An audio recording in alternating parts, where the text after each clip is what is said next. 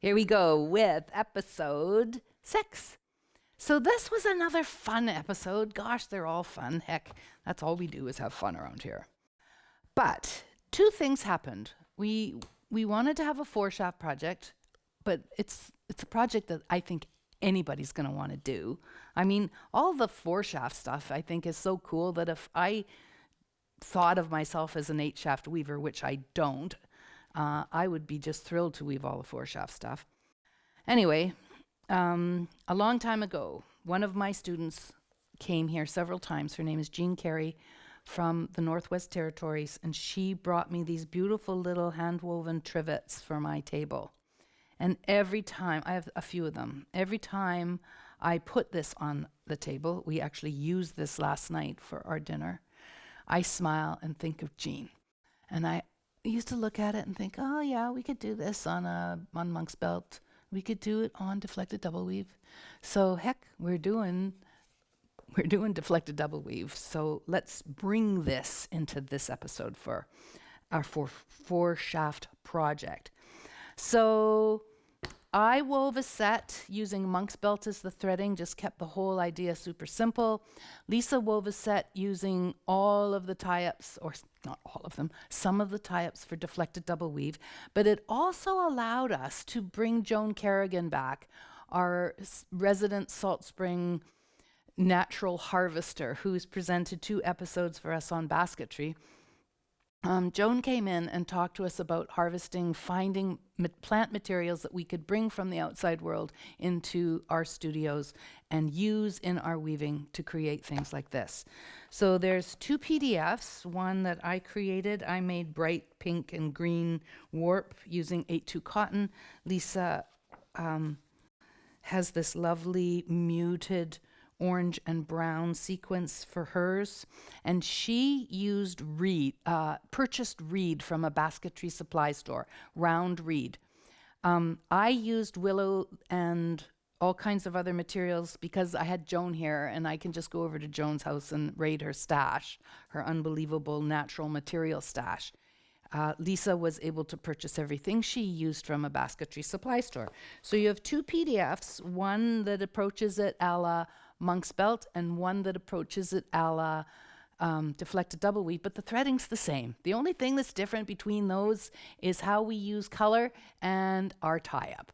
It's that simple. They're all same.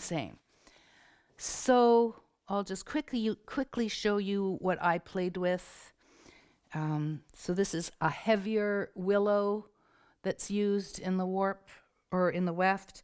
And in between each willow stick, I wove several picks of plain weave with multiple ends of boucle wound on a bobbin, and I wrapped it on the willow as we came up the side, so it gave it that nice solid black border. Then I did it with thinner willow, changed my technique a little bit, 3 picks of plain weave between every thin willow, and I used black mop cotton to get my thick thread. Here I used rush that Joan had harvested out of St. Mary Lake, which is just at the end of my road. She harvests all kinds of beautiful materials from the island, and there are 5 picks of plain weave in between every pick of rush. This was done with multiple ends of willow. So I had a whole bunch of little thin willow, so I put 2 willow in each shed with boucle as the plain weave in between. I have not trimmed my edges on any of these yet. I use seagrass. So it's wherever I'm sticking something in, it's 1 and 2 against 3 and 4. Those are my 2 pattern sheds. We learned all of that in Monk's Belt, and now I'm substituting a fat thread for a natural material. So that was fun, and I came back to that in the very final episode of this year, which you're going to see next. So that's what I played with, and then this is what Lisa played with. Lisa played with using the real deflected double weave tie-ups to create deflection. We've got 2 pieces here, and here her willow is completely encased in a layer on one side. So 2 completely different sides. There's the front side. Here, let me get rid of that one. There's the front side, and look at the back side. We see much more of the round reed in here. The front is all woven. The back, we can see more of the round reed. This one, we do see true deflected double weave on both sides of this one, of this mat. So, playing with color, a lot of fun, and doing something we had never done before and I had always wanted to do. So I'm embracing this, and I'm going to use it more and more and more, as you will see, because it's just something different, and why not? So you've got 2 PDFs for that section. The second half of the episode, the 8-shaft half of the episode, was all based on the Gampkin project. So it all relates back to our Gampkins, and Lisa and I discussed the whole process of sucking information from this Gampkin, then superimposing it on top of new pieces. So this was the first piece that Lisa designed, and it is one of the broken twill threadings. She did 2 variations on it, and there's the PDF for this is right here, and she called it jigsaw and staghorn scarves. So there's 2.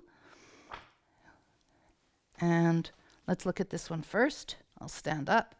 So it's one of the threadings that she played with and made symmetrical. And in the videos, we discuss the entire design process, and that is probably one of the most exciting things.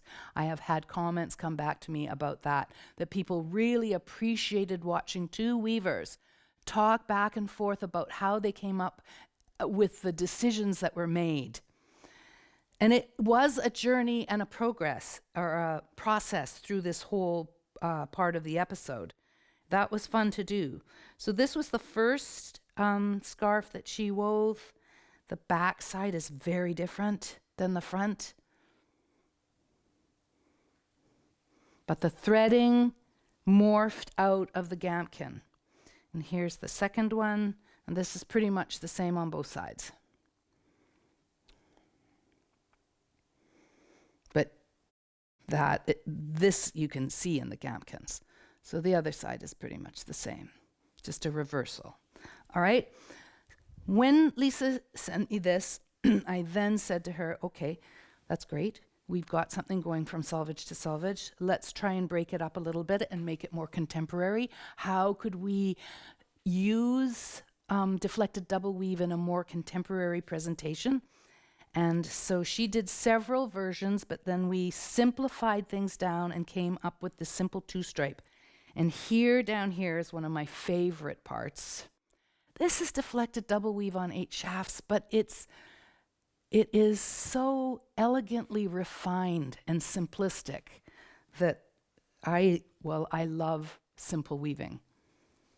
It can be complex in its threading. It can be complex in its arithmetic, in the math, but visually it needs to look simple to please my eye. And this is absolutely gorgeous. So we've got another side that's different. So let me do this, and you can see the front and the back.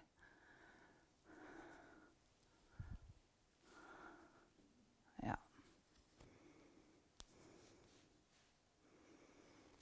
So many things. In the actual video, we showed the steps along the way to get from one that was done before this to this one.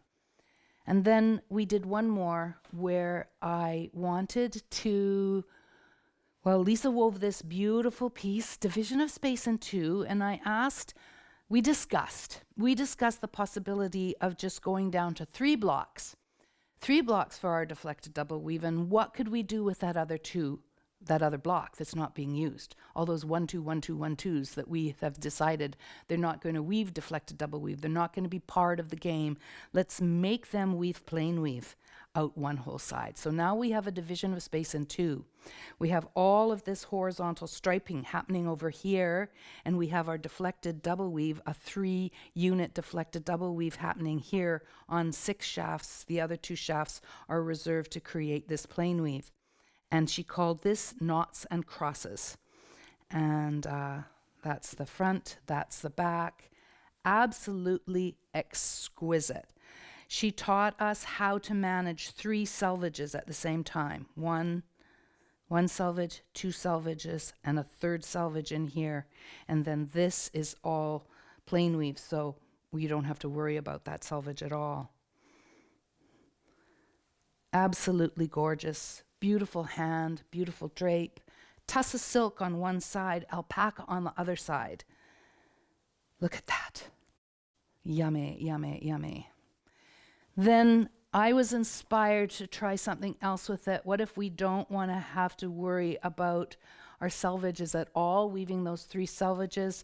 And I changed the set and opened up the set in the tussa side to leave more room for it to full. I also, if we're going to use our 1s and 2s out here for this side of the scarf, we could also use our 1s and 2s to create a border on this side. And so then our selvages would be exactly the same. So Lisa came up with the design, and then I morphed it. I just took it a little differently and played with set a little more. So what we end up with are 2 beautiful pieces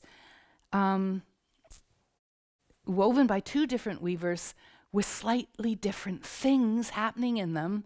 And the point being, it's not right, it's not wrong, it's different.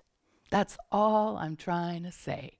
It's not right, it's not wrong, it's different. So we can let go of some of our judgmental ideas around weaving and just have fun, just embrace it. So what a great way to finish up that study, the Gampkins study that Lisa provided. There's great PDFs for everything. Lisa's version, my version are all in here. And that's what we did in episode 6.